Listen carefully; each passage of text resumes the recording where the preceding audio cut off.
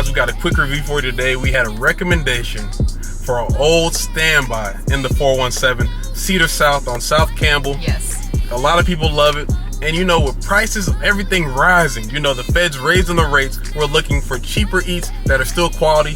So the person that recommended this told me that we needed to get the Hillbilly. Kelsey, what's the Hillbilly? Yes, so the Hillbilly is a chopped beef steak, breaded and deep fried on a hoagie bun, lettuce, tomato, pickle, onion, but we left all of that off. And y'all know I like simple stuff, and it also comes with mayonnaise. I told them, don't even waste your mayonnaise. Save it for a person that likes it, because I'm not eating it. Yes, and so we left all of that off, and then it was just plain, but then we added cheese. So let's just go ahead and get to it. Try it out. So for $8, we're able to split this sandwich. Mm-hmm. You know, $4, whatever. Cheap eats. Got the fries. Maybe add a little bit of salt, ketchup.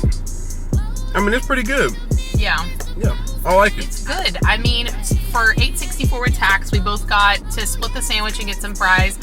I think it's worth a shot. I think it's worth trying out. So guys, if you're looking for some affordable eats, gotta stick to your gut, come on out to Cedars South.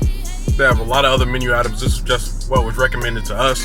And again, I'm weird. I don't like anything on my sandwiches. I don't do mayonnaise, pickles, none of that. But you can get the full ride with it.